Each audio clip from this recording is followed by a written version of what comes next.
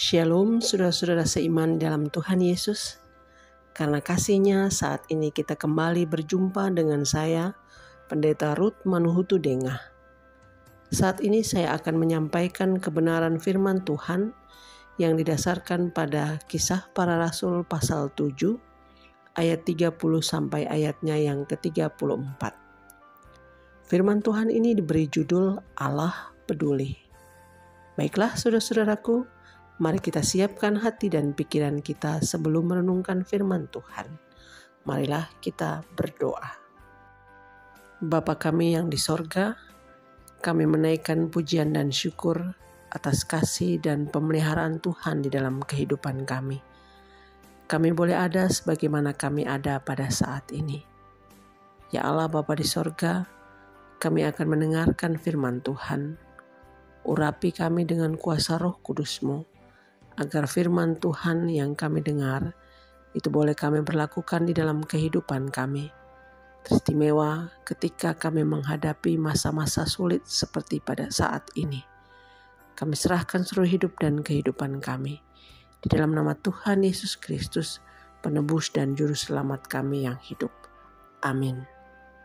Saudara-saudaraku yang kekasih dalam Yesus Kristus, perikop bacaan kita saat ini merupakan bagian dari pembelaan diri Stefanus dalam sidang Mahkamah Agama Yahudi.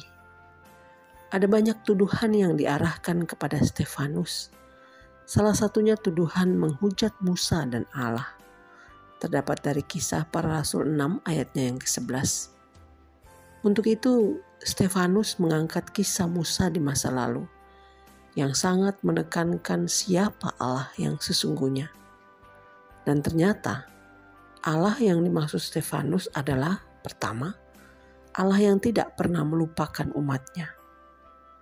Musa yang menurut ayat 29 sempat melarikan diri ke Midian dan hidup di sana.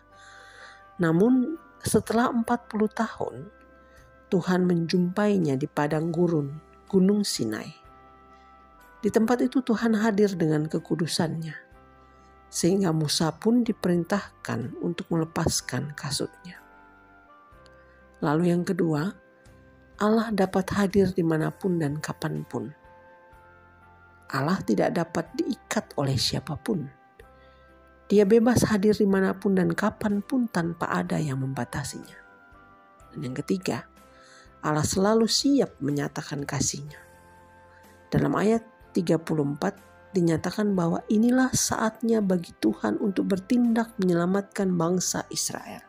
Dari ketiga gambaran tentang Allah, jika kita simpulkan akan muncul dua kata yang tepat tentang siapa Allah kita yang sesungguhnya, yaitu Allah peduli. Allah yang peduli itu tidak pernah melupakan umatnya. Ia tidak akan melupakan kita yang dicintainya. Allah yang peduli itu juga ternyata maha hadir. Dimanapun dan kapanpun, Tuhan kita bisa hadir. Bahkan di saat kita bersama sedang berjuang menghadapi pandemi yang sangat menyengsarakan ini. Dan Allah yang peduli ini tahu kapan Ia harus hadir untuk menyatakan kasih-Nya. Itulah yang kemudian dialami bangsa Israel yang dilepaskan dari kekuasaan bangsa Mesir dan yang juga telah melepaskan kita dari kuasa dosa dan maut melalui pengorbanan Tuhan Yesus di atas kayu salib. Bukan itu saja, kepeduliannya telah nyata saat bangsa Indonesia merdeka 76 tahun yang lalu. Dan percayalah juga bahwa Tuhan Yesus yang sama akan menolong kita mengatasi pandemi ini. Memang Tuhan Yesus tidak bertindak secara instan, melainkan melalui usaha dan kerja nyata kita dalam menyelesaikan masalah-masalah kita. Selain Allah yang peduli melalui perikop kita juga bisa belajar bagaimana sikap Musa saat dijumpai Allah yang peduli itu.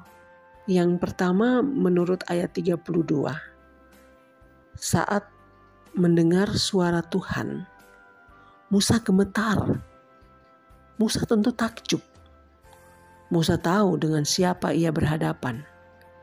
Ia tidak berani membuka matanya. Ia segan karena hormat kepada Tuhan dan sadar akan ketidaklayakannya. Apakah perasaan itu juga ada pada kita saat mendengarkan firman-Nya?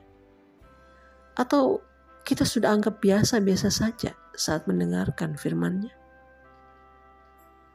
Hal yang kedua, saudara-saudaraku, ada perintah dalam ayatnya yang ke-33 agar Musa membuka kasutnya.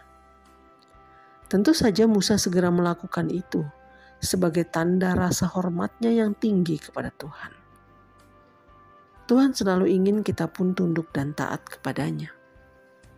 Apakah kita selalu tunduk dan hormat serta taat dan setia kepadanya? Hal yang ketiga, saudara-saudaraku, pada akhirnya Musa melaksanakan tugas yang dipercayakan Tuhan yang menjadi berkat bagi umat Tuhan lainnya. Saudara-saudaraku yang kekasih dalam Yesus Kristus, itulah 3 sikap Musa terhadap Tuhan yang peduli itu, yang sepatutnya juga menjadi sikap kita terhadap Tuhan Yesus yang sungguh peduli kepada kita. Banggalah karena kita punya Tuhan yang peduli, yang kasih-Nya telah terbukti. Marilah tetap percaya kepadanya seberat apapun hidup ini, sebab Dialah yang terbaik bagi kita. Amin.